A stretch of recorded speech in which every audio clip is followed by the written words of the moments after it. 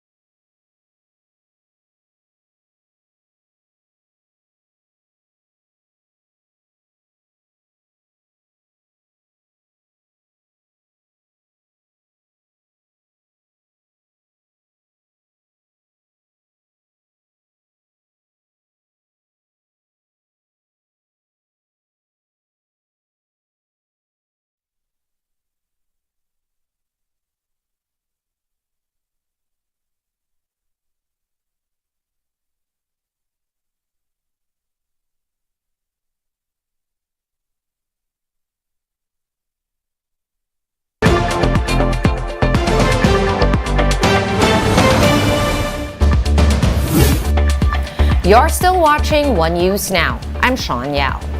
Telco giant PLDT said that it will cooperate with regulators on the investigation into the company's 48 billion peso budget overrun. The telco said it has responded to separate requests for clarification from the Securities and Exchange Commission and the Philippine Stock Exchange. The SEC has launched a probe into possible insider trading after PLDT shares sold off ahead of the company's disclosure on its budget overrun. PLDT maintained that no fraudulent transaction took place amid the overspending. The PSC said, according to internal investigation, there were no fraudulent trades involving PLDT shares.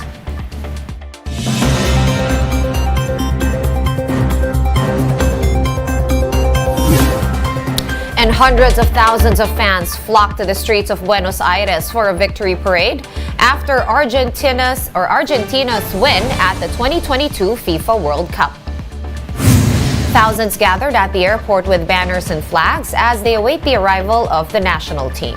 The team rode an open-top bus with a sign that says World Champions. People also helped up banners of team captain Lionel Messi and Argentina's late football icon Diego Maradona as they cheered along major roads. Argentina won its first World Cup since 1986 after beating France in the finals over the weekend. Luxury houses in Italy are running out of artisans. Let's find out how major fashion brands are coping in this report from Bloomberg. Italy, famous for its luxury brands, is facing a major problem. A shortage of artisans, the very skilled workers whose expertise make these products. In the town of Fermo, Italy, luxury brand Fendi thinks it's found a solution: training school students.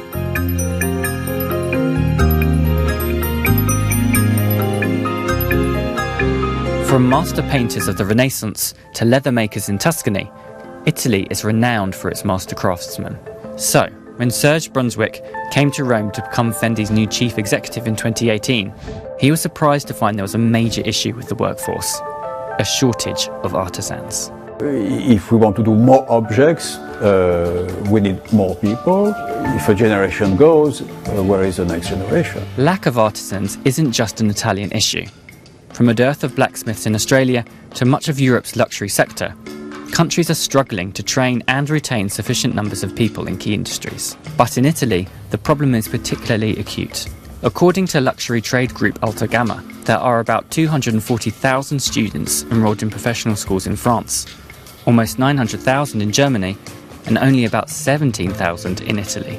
And yet, Italy's current youth unemployment rate stands at 24%. This is where Brunswick had an idea.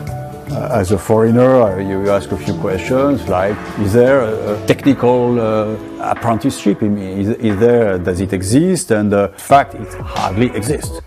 This is Fermo, a centre of Italian shoemaking that started as far back as the 15th century. It is here that Fendi built a new factory and started recruiting young people onto their production lines, run by Altagamma in collaboration with Italy's Education Ministry, where young people in the last 2 years of trade school can take internships with companies like Fendi, Bulgari and Gucci.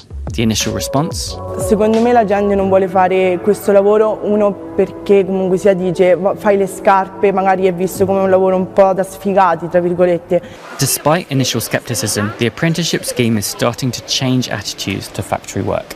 Però adesso la situazione è completamente cambiata, anche perché la produzione manifatturiera italiana è orientata molto sull'alta gamma, per cui la situazione, appunto, come dicevo, è molto diversa e anche il riscontro da parte dei ragazzi che noi formiamo è molto positivo negli stage. Sì, e anche mia madre quando ha detto che avevo scelto questo, perché comunque sia avevo fatto una scelta liberamente, però mamma mi ha dato il consiglio di non so se ti piace, poi però non è stato così. Non ero molto convinta, soprattutto per il pregiudizio di pensare che magari lavori dentro una fabbrica, però era una cosa totalmente opposta e devo dire che mi sono proprio innamorata di tutto. Entry-level positions in the sector can start at around 1,000 to 1,200 euros net per month, according to Altagamma, which isn't a lot, but is comparable to starting salaries in many office jobs in Italy. So, is Fendi paying students enough? I don't think it's an issue. I mean, again, if they are young, it's their first job, it's the first salary that you would get typically. For Fendi and the residents of Fermo, though, the opportunities in shoemaking are changing perceptions and boosting business. Credo di aver trovato una volta uscita dal quinto superiore, quindi avendo il diploma e tutto quanto, di fare corsi o comunque sia di venire a lavorare in aziende anche come queste, proprio per diventare una modellista. How do you make this city with a future if you don't create local jobs there, which could be done by the local people? In Italia è veramente importante ed è un valore aggiunto che può dare possibilità di crescita sia del tessuto industriale che del singolo.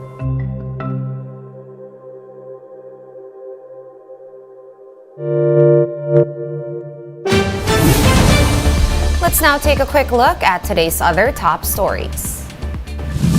An immigration lookout order has been issued against suspended Bureau of Corrections Chief Gerald Bantag and his former Deputy Security Officer Ricardo Zulueta. The Justice Department says there is a strong possibility that the two will flee the country, considering the grave allegations against them. Zulueta and Bantag were tagged as primary suspects in the killing of radio broadcaster Percy Lapid. In the weather, a low-pressure area has entered the Philippine area of responsibility. This LPA was last spotted some 350 kilometers east of Davao City. Pagasa says it is not likely to develop into a tropical depression. Billionaire Elon Musk confirms that he will step down as Twitter CEO once he finds a successor. Musk opened a Twitter poll on Monday asking whether he should resign as head of Twitter. 57% of votes, or around 10 million accounts, voted yes to his stepping down. For more updates, visit News 5, The Philippine Star, and Business World online. Visit our website, onenews.ph, for more in-depth analysis. You can also catch One News on Signal Play. Register for a free account at www.signalplay.com and stream One News live anytime, anywhere. I am Sean Yao. We are One News.